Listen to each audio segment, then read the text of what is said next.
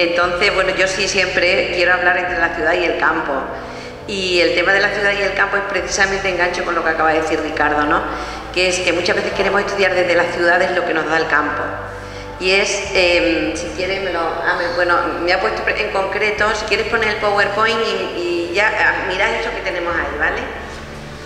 Se supone que eso podría ser, sí, podría ser del Museo de Mérida. Sí, pues yo sí.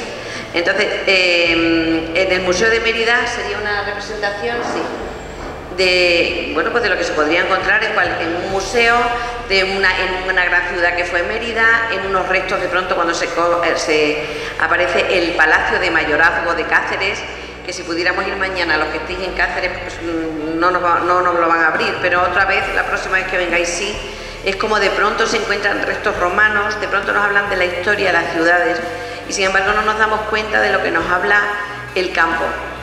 Porque directamente, si quieres, ves pasando un poquito, pero yo voy a ir un poco deprisa, que son esas tierras de Cáceres. Ah, soy yo. Las tierras de Cáceres. ¿Vale?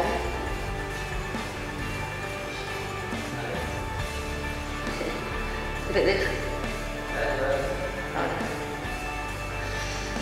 ¿Veis? Eso es Cáceres y las tierras de Cáceres. O sea, ahí son los alrededores, lo que se llaman los llanos de Cáceres. Y entonces siempre estamos Cáceres, digo, hablando de Cáceres, como podría ser Mérida, como podría ser Montánchez cuando hablabais ahí, pero los llanos de Cáceres, Cáceres y sus tierras, o sea, toda esta zona donde estamos ahora mismo eran las zonas de los nobles de Cáceres. Tenemos muchos restos arquitectónicos, tenemos muchísimo patrimonio y mucho dolor también, porque eran las zonas donde estaban los yunteros, donde estaba la gente que trabajaba solamente a cambio de la comida. Entonces eran esos esclavos muchas veces, esos sirvientes de los nobles de Cáceres. O sea, era el significado que tiene, bueno, pues una tierra, una zona, una ciudad y luego lo que tiene alrededor, que ya digo, hay mucho patrimonio y también a veces mucho algo de lo que aprender para no repetir, para no hacer conocer la historia, para no repetirla. Y creo que a veces nos dejamos las investigaciones en los grupos de científicos, de investigadores, y se nos olvida enseñárselo a los niños, al pueblo, en la educación. Entonces esas son esos Cáceres y esas tierras de Cáceres, que eso es la ermita del Salor, por ejemplo, que está aquí en Torrequemada, al lado de Torrequemada, pero que era una ermita, o sea, una cofradía, que se hace allí una cofradía medieval, que es de los hijos Dalgo.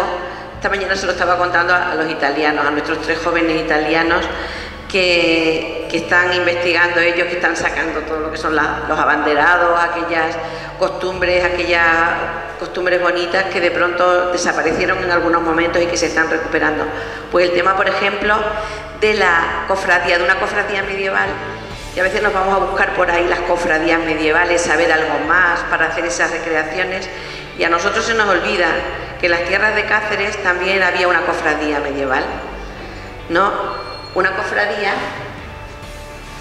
y hay una serie de características históricas que ya digo, podemos hablar de Cáceres, de su parroquia más alta, que es San Mateo, y luego cómo todo eso trasciende al campo, de aquellos nobles de Cáceres que estaban en aquellas casas nobles y van y se expanden de alguna forma la cultura por todos los llanos esos de Cáceres.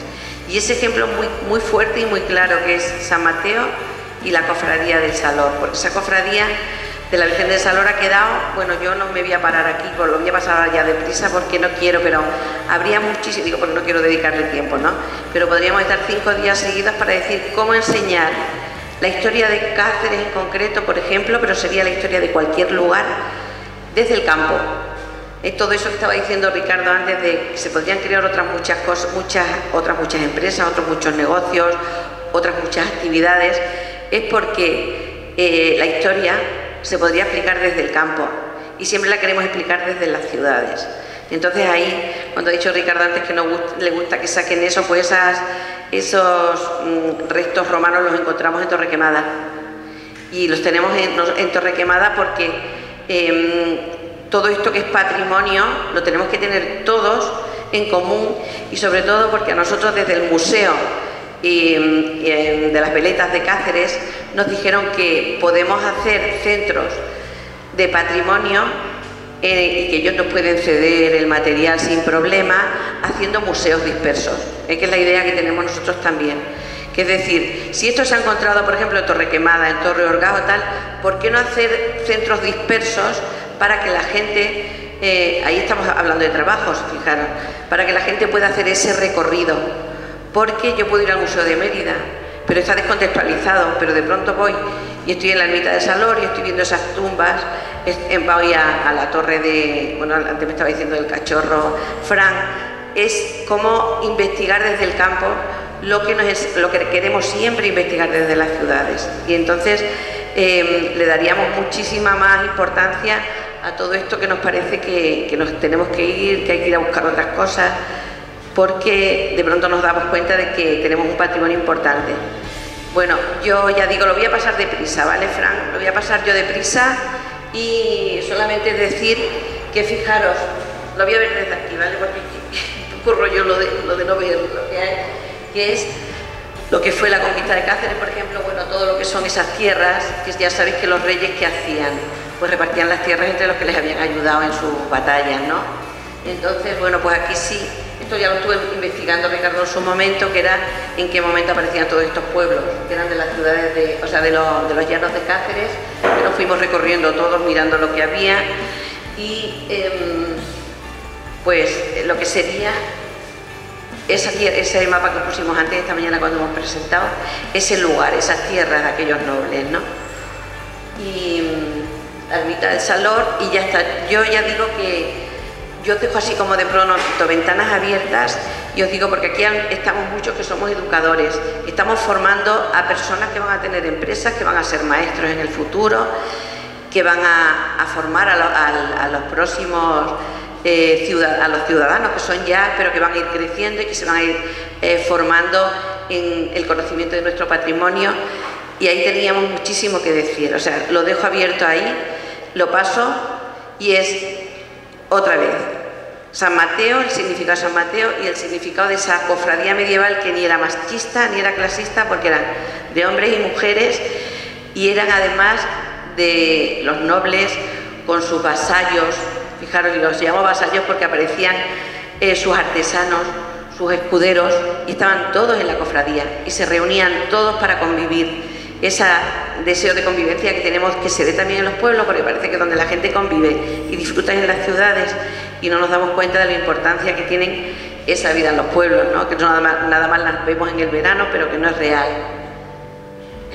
Me gustó mucho ese dibujo porque ahí están todas representadas todas las clases, y ya sencillamente que es de 1345 esa cofradía, ¿vale? Y estamos hablando de aquellas cofradías antiguas, de esas recreaciones, y es que de pronto estamos hablando, y vuelvo a insistir en la ciudad y el campo, porque esto creo que es uno de los estudios, lo hablábamos, ¿verdad, Ana? Lo hablábamos un día que os lo comentábamos, que era uno de los estudios que nos teníamos que plantear, que es estudiar la historia desde el campo, desde los restos que tenemos en el campo, porque tenemos esos berracos prerromanos, tenemos tumbas prerromanas, tenemos restos romanos, tenemos basílicas visigodas, tenemos reminiscencias árabes muchísimas.